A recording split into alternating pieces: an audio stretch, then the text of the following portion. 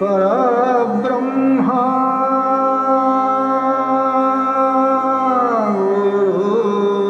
साक्षात् परब्रह्मा तस्मै श्री गुरवे नमः।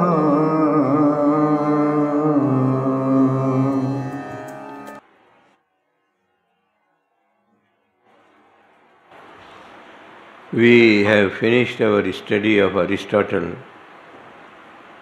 We have so far done three philosophers, Socrates, Plato and Aristotle.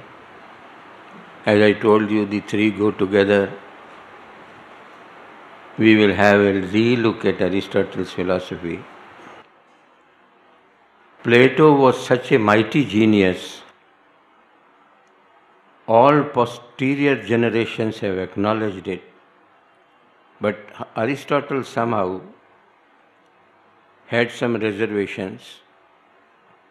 At one point of time, he is quoted to have said, "After all, wisdom will not die with Plato." It is a very offensive remark. He also said, Plato is dear, but truth is dearer, as if Plato denies truth. The problem is just this: two geniuses do not accord well with each other. That is the problem. And Plato, in his most magnanimous style, would say, like a foal, he has drenched me drying and now he is kicking at me.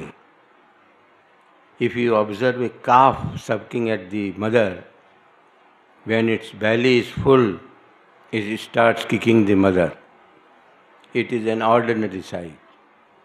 Plato said, this is what Aristotle is doing to me. Anyway, both are mighty geniuses, there is no denying it. And Aristotle's first departure with his master, as I told you, is in the fact that in the phenomenal world means the world of our experience, matter and form, or essence as he calls it, go together invariably. You can imagine pure form, but you cannot have it in the phenomenal world. It is only at the end of the process. That is why you were taught his theory of causation: material cause, efficient cause, formal cause and final cause. You saw final cause being at the end chronologically, but it is at the beginning. The starting point is the final cause, is the idea of the final cause. It is there. We also have a concept very similar to this only. Moksha is at the end of no doubt, at the end of the process no doubt. But at the beginning also we are told before creation is started, the Jeev was not bound, it was mukt, meaning it was free. Why the process is started? To put it very humbly, so many answers have been given to this problem, but none satisfies all and none satisfies me also. But answers have been given, no doubt. Form and matter, essence and matter go together. You saw the whole evolutionary process. Evolution is teleological. It is purposive, it is bound, it is directed, it is guided. And these are not simple things, they give handle to politicians. Those who subscribe to this philosophy, they accept the omnipotence of the state. The state is the totality, is the collectivity, and it can do what it likes. We shall not enter into these issues because they do not form the immediate part of our study, but this is there. You have seen Plato, you have seen Aristotle's contribution. Now, after having studied Socrates, Plato and Aristotle, we shall have a jump of about 700 years in the history of philosophy. 700 years Even in the history of mankind, it is quite some meaningful period, but we shall have it. Because in a way, the light of reason appears to have been at least dimmed, if not extinguished, during this period. Other systems developed, no doubt. The principle of the school of Epicureanism, pleasure principle. If you read all these things in sequence, you will really enjoy, I assure you. Skepticism, chiefly Christian theology developed. During this period, when I said the light of reason was dimmed, Christian theology developed in Europe. What is theology? We do not know. Simply, theology is an effort to go from God to man or to world or creation. From God we go to world and creation, meaning in the light of God's presence and existence and omnipotence, we explain the world phenomenon. This approach is called theology. Opposed to it, going from world to God or from creation to God, is philosophy. Philosophy goes from effect to cause. Theology goes from cause to effect. It appears to be very simple to hear, but it is not that simple. Because when you proceed from God to creation, you have accepted a number of propositions in an unexamined way. You have accepted them to be true. That is going from God or cause to effect. The cause is all accepted, and only you have to work out its ramification. This is a theological approach. In one word, I wish to tell you, theology is God-centric, explains everything from God and in terms of God. That is an axiom, a self-evident truth, which philosophy to an extent is not. It is effect-centric, cause-centric. When you proceed from effect to cause,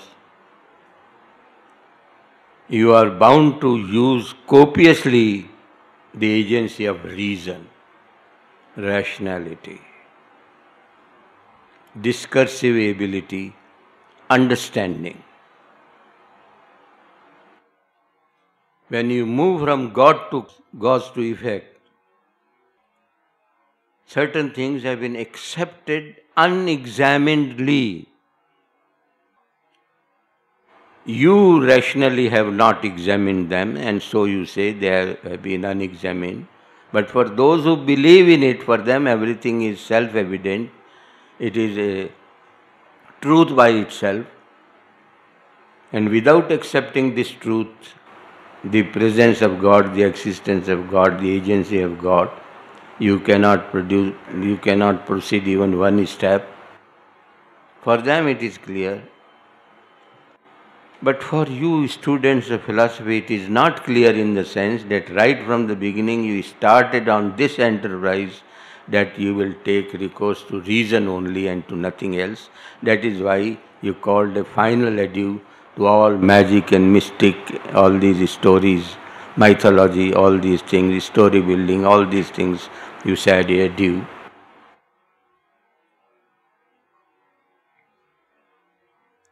When I said they are God-centric. I also mean during this period, there was a preponderance of the idea of God, of the presence of God, and of the mighty agency of God. Religion, as we give it the name, came to be preponderant. It is almighty. And there is a very great bulk of literature which has to be accepted on faith. There are two things, reason and faith. Reason is discursive ability. It is the same in my hands as in your hands. 2 and 2 will make 4, wherever you go and whoever does it. This is reason. Matters of faith, are not available to understanding. Of course they are, but they don't stand the scrutiny of understanding and reason. And there is a great bulk of literature pertaining to this approach. This is what we in philosophy call the non-rational element in religion. Philosophy of religion is by itself a very mighty paper at the advanced level, but religion also is constituted of two elements, the rational element and the non-rational element. Mark the use of the word non-rational. Non-rational, of course, means not rational, but it does not mean irrational. These are two different words. Irrational means lack of rationality. Non-rational means above reason. Reason does not have a reach to it, and this is what is called non-rational element. Everything in religion is not explained and not subject to explanation. Matters of faith, as one of the saints you shall read in this class asserts, are not matters of discursive ability, they are matters of will. You have willed, you have desired to accept them, and you do it. This period usually, because of some philosophical schools, is omitted in regular classes of philosophy. Aristotle wielded great influence after him. Aristotle in philosophy, remnants and vestiges are seen everywhere. And from there we directly come to the modern period known as with the study of René Descartes, a modern philosopher. You hear the name and remember if you can, to modern times, but you shall be given a taste of this period also. Saints usually we do not deal with in the history of philosophy paper, usually. But this is a monastery. There is supposed to be great emphasis upon the teaching of saints. You shall be taught the philosophy of two saints also. They are Saint Augustine and Saint Thomas Aquinas. Because unlike most other saints, they do not deny any role to reason in matters related to God and creation.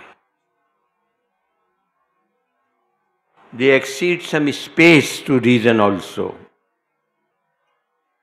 One of the saints, Thomas Aquinas, goes to the extent of asserting matters of faith may be beyond reason, beyond understanding, but they should not be contrary to reason. He goes to this extent. We have selected these two philosophers for your study, and today we propose to take up Saint Augustine. But before we go to him, we have to be properly equipped for a sympathetic understanding of their approach, of his approach.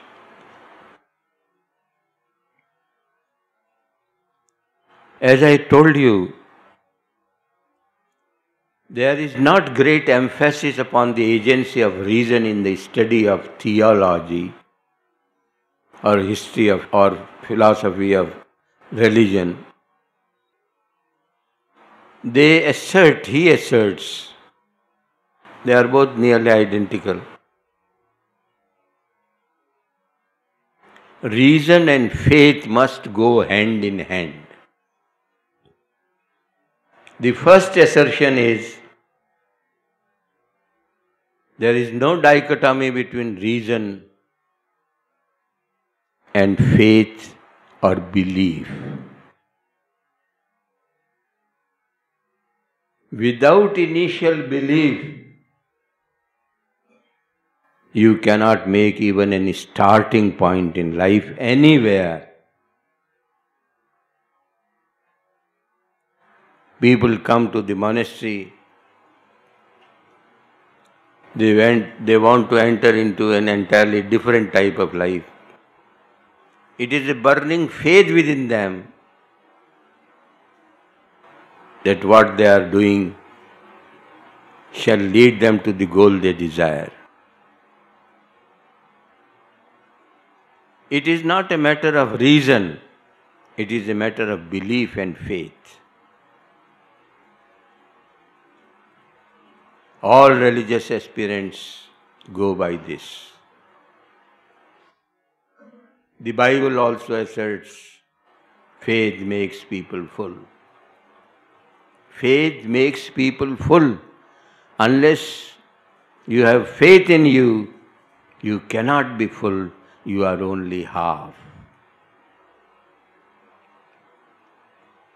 Our methodology of doing religion, realizing religion, is this. The aspirant goes to the Guru. The Guru gives him a mantra to repeat and repeat and repeat endlessly, to no end nearly. The normal approach is this. Having done it tremendously even, one day, in some favorable moment, the mantra which is devoted to the particular deity, we also have a pantheon as the Greeks had, that mantra will explode and the meaning of the mantra will dawn upon you in experience, not in understanding only. That will land you into an experience of the divine. That experience is called a mystical experience. What is mysticism? Direct first-hand contact with the real, which you can call the divine also. You can call the category of the holy also, Holy. This word you all know. the category of the holy. It is a very mysterious experience in the sense you cannot explain it, you cannot argue about it, and you cannot discuss it. Discuss, of course, you can, but discurse it. It is not available to discursive ability. It is an overwhelming experience. You have to thoroughly understand the meaning of the word overwhelming. Professor A.C. Bradley, who wrote, apart from the Shakespearean tragedy, Oxford Lectures on Poetry,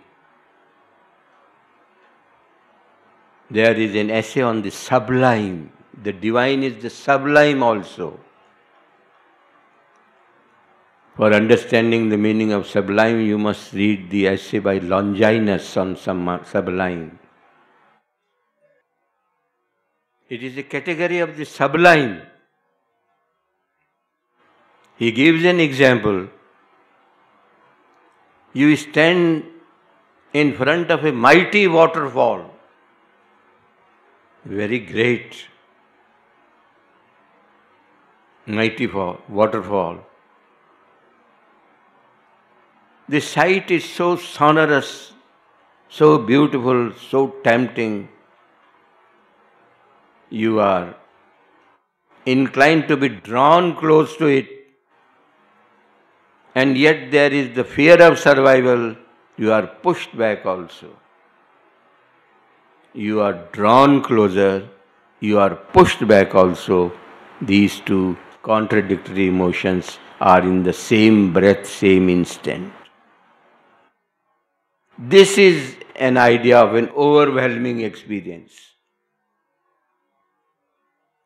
The experience of the divine is overwhelmingly submerging.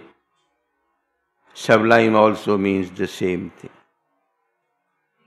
Now, this experience is not available to reason. It is not verifiable by any other person. The saints have described their experiences very beautifully and very poetically also. But it is not available to you for your practical examination. It is esoteric. This is what is meant by. And these days,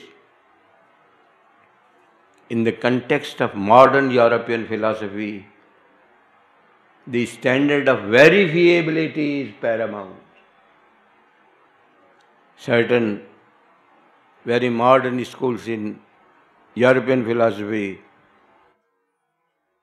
are devoted to the blind worship of reason, and they test everything on the scrutiny of reason only.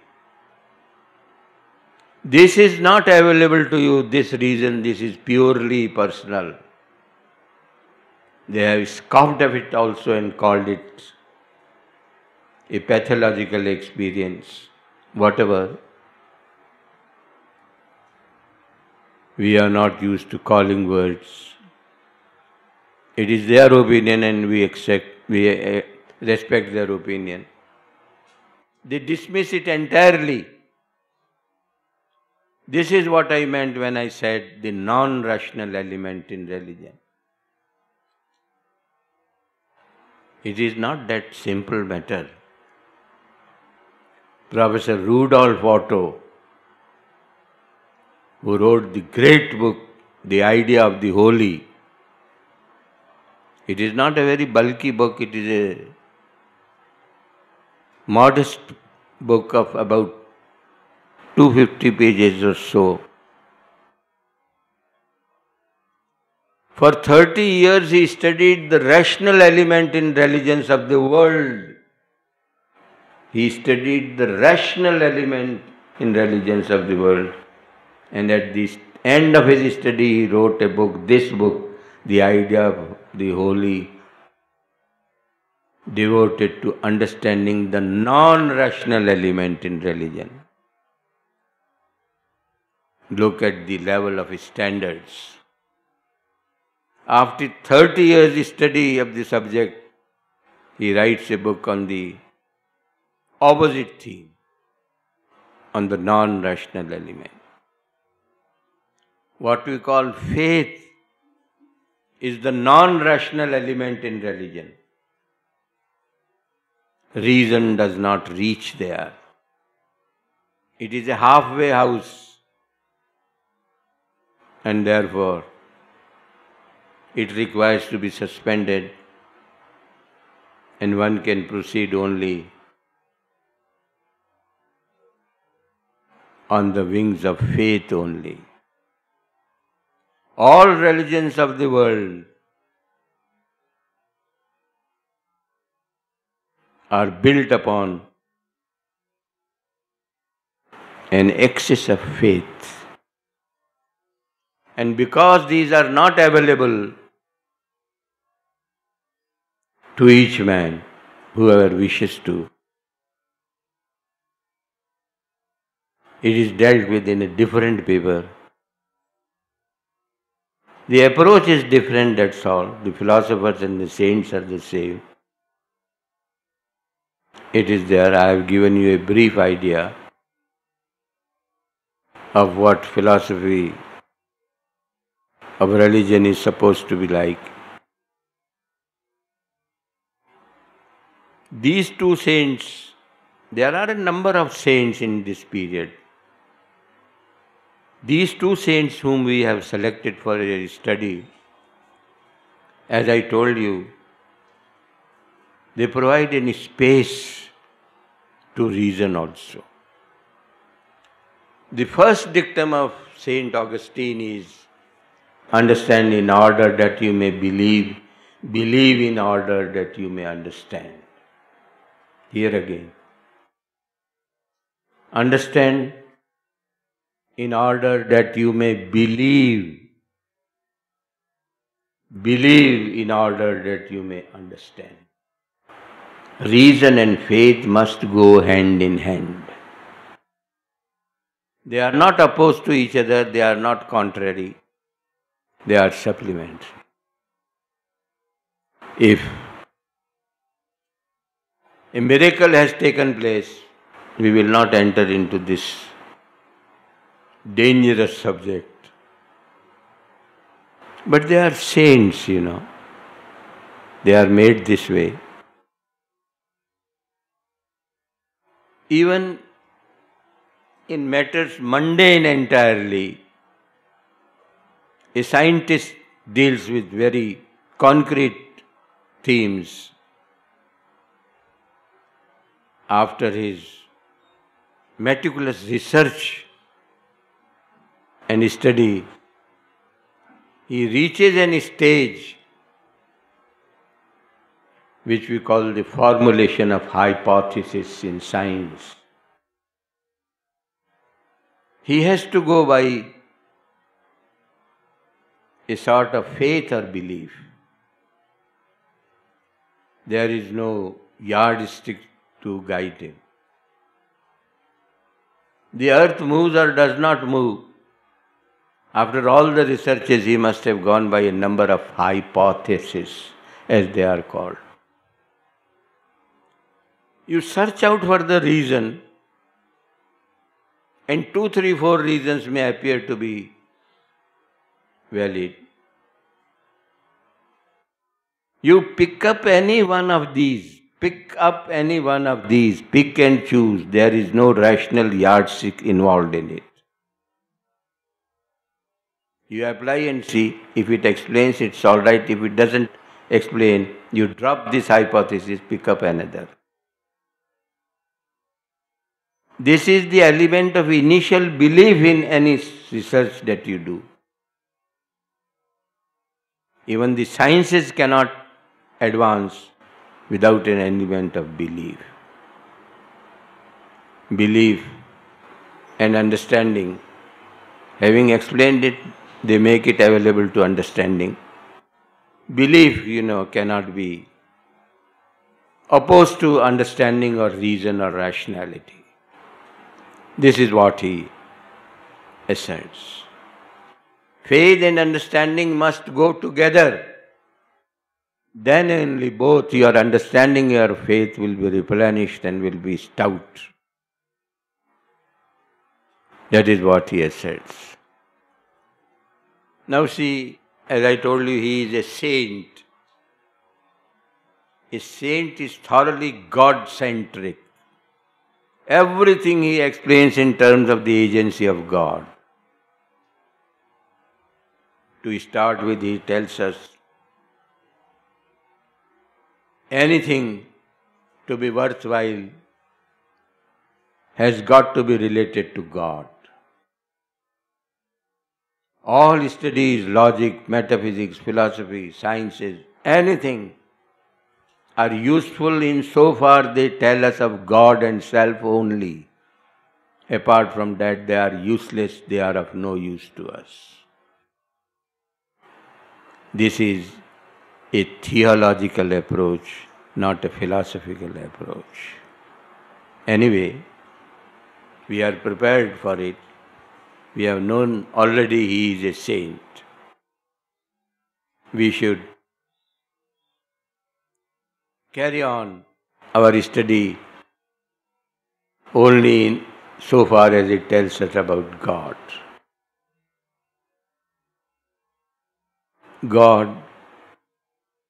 God is all great and all good. No need to tell you, you all know it very well and better than I do. God is all powerful, God is all good. That is wonderful there. This world has been created by God.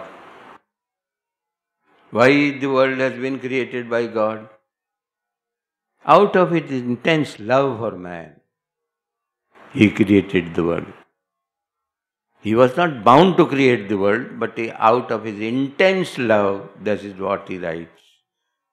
He created the world.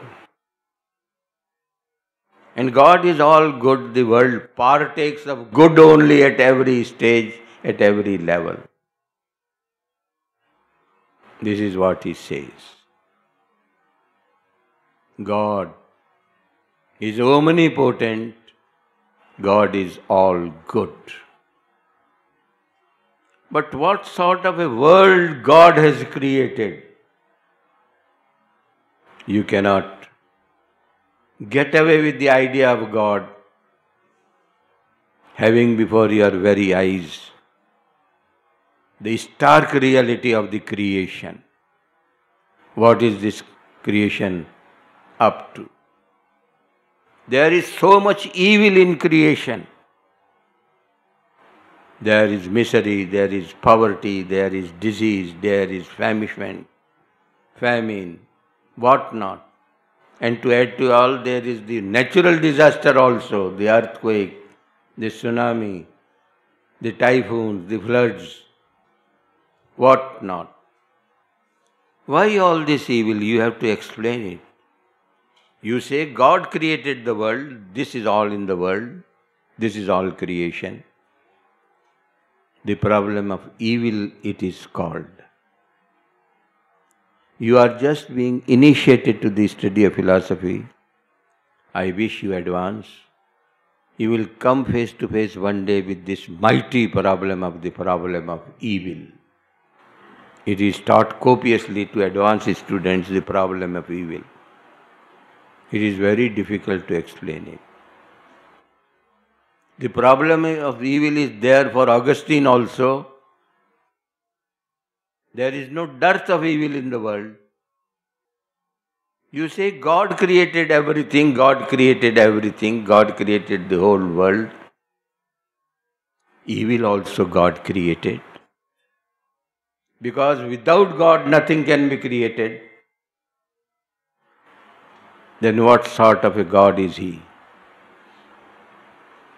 Is he a benevolent God or a malevolent God? This suffering, this torture, does it delight God? He is a malevolent God, not a benevolent God. How do you explain it? Either you compromise with the omnipotence of God or the goodness of God. The fact of evil cannot be blinked at. You cannot deny it.